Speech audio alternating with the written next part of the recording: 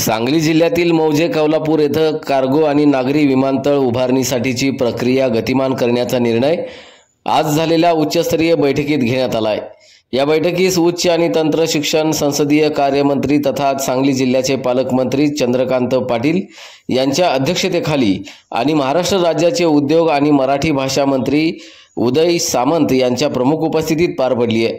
या प्रकल्पासंदर्भात यावर्षी 29 सप्टेंबर 2025 रोजी झालेल्या बैठकीत उद्योग मंत्री उदय सामंत यांनी मौजे कौलापूर इथं जागा विमानतळासाठी पूरक असल्याचं फिजिबिलिटी रिपोर्टच्या आधारे स्पष्ट केलं होतं। तसंच आवश्यक असल्यास अतिरिक्त जागा शासनामार्फत अधिग्रहित करण्याची तयारीही त्यांनी व्यक्त केली होती। आजच्या बैठकीत सादर झालेल्या अहवालानुसार विमानतळ उभारणीसाठी अजून अंदाजे 250 ते 300 एकर अतिरिक्त जमिनीची आवश्यकता असल्याचं निदर्शनास आलंय।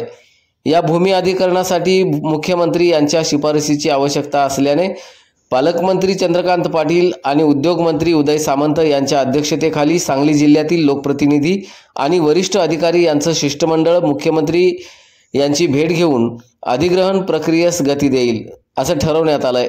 पालकमंत्री चंद्रकांत पाटील यांनी सांगली जिल्ह्यातील सर्व संबंधित विभागांनी परस्पर समन्वयातून हा प्रकल्प वेळेत पूर्ण करण्यासाठी प्रयत्नशील राहावं असे निर्देश दिलेत। तर उद्योग मंत्री उदय सामंत यांनी सांगली विमानतळ उभारणीमुळे जिल्ह्याच्या औद्योगिक विकासास गुंतवणुकीस आणि व्यापार वाढीस मोठा हातभार लागेल असंही नमूद केलंय। या निर्णयामुळे सांगली जिल्ह्यातील नागरिकांचं समाधानाचं वातावरण असून सांगली विमानतळाच्या प्रत्यक्ष उभारणीस आता वेग मिळण्याची अपेक्षा व्यक्त केली जात आहे।